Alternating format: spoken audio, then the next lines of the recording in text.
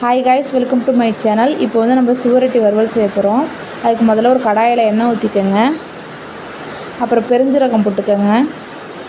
உங்களுக்கு தேவையான அளவு போட்டுக்கோங்க. போட்டுக்கிட்டு எடுத்து கருவேப்பிலை போடுங்க.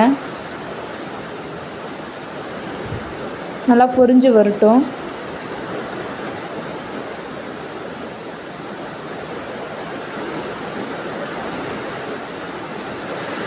அப்புறம் வந்து நறுக்கி வச்ச சின்ன வெங்காயத்தை போட்டுக்கோங்க.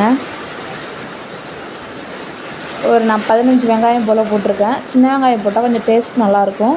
நீங்கள் சின்ன வெங்காயம் இல்லைனாலும் பெரிய வெங்காயம் போட்டுக்கலாம், ஒன்றும் பிரச்சனை கிடையாது.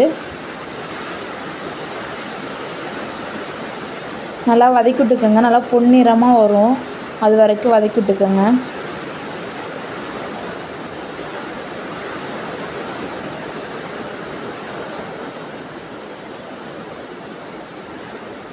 அடுத்தது கொஞ்சம் சால்ட்டு போட்டுக்கோங்க. சால்ட்டு போட்டால் கொஞ்சம் சீக்கிரமாக வதங்கிடும். நீங்கள் எவ்வளோ சமைக்கிறீங்களோ அதுக்கு ஏற்ற மாதிரி சால்ட்டு போட்டுக்கோங்க. இந்த சுவரொட்டி வந்து எப்படி க்ளீன் பண்ணணுன்னா, ஒரு சுடுதண்ணியில் வந்து மஞ்சத்தூளும் கல் உப்பும் போட்டு நல்லா கொதிக்க வச்சுக்கோங்க. அது சுவரொட்டி போட்டிங்கன்னா கொஞ்சம் லைட்டாக இது பாயில் ஆகிடும். அப்போக்கே மேலே உள்ள வெள்ளை கலர் லேயர் எடுத்துகிட்டு க்ளீன் பண்ணி வச்சுக்கோங்க. இப்போ வந்து நம்ம க்ளீன் பண்ணி வச்ச சுவரொட்டியை போட்டு நல்லா வதக்கிக்குவோம். அடுத்தது வந்து நம்ம இஞ்சி பூண்டு பேஸ்ட்டு போடுவோம்.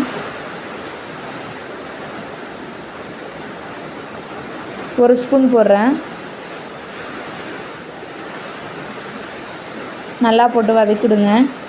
அந்த பச்சை வாசனை போயிடும். நல்லா அந்த இஞ்சி பூண்டு பேஸ்ட்டு இப்போ போட்டிங்கன்னா நல்லா அந்த இது கூட வந்து சுவரொட்டி கூட வந்து சேர்ந்துடும். நல்லா டேஸ்ட்டாக இருக்கும்.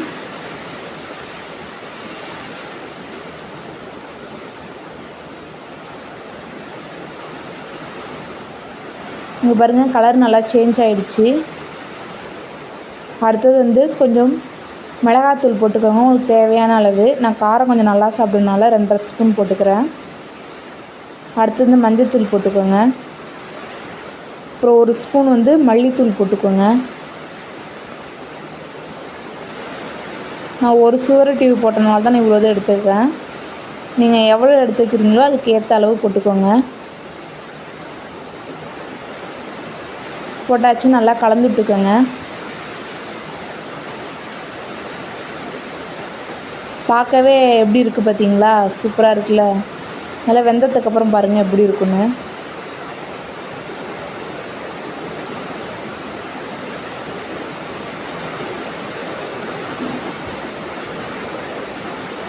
இப்போ கொஞ்சம் தண்ணி ஊற்றிக்கோங்க. ஒரு 1/4 கப்பு போல் தண்ணி ஊற்றினீங்கன்னா கொஞ்சம் வெந்துடும், கொஞ்சம் கிரேவி மாதிரி இருக்கும். தண்ணி ஊற்றிக்கோங்க. தண்ணி ஊற்றி கொஞ்சம் வேவிட்டோம். அடுத்தது அவ்வளோதான், நம்ம கிரேவி ரெடி ஆகிடுச்சு. இப்போது இங்கே பாருங்கள், பார்க்கவே அட்டகாசமாக இருக்குது. இந்த வீடியோ உங்களுக்கு பிடிச்சிருந்தால் லைக் பண்ணுங்கள், ஷேர் பண்ணுங்கள், கமெண்ட் பண்ணுங்கள். மறக்காமல் சப்ஸ்கிரைபர் பண்ணி ஆளுங்கிறத தட்டிடுங்க. ஓகே, பாய். நெக்ஸ்ட் வீடியோவில் பார்ப்போம்.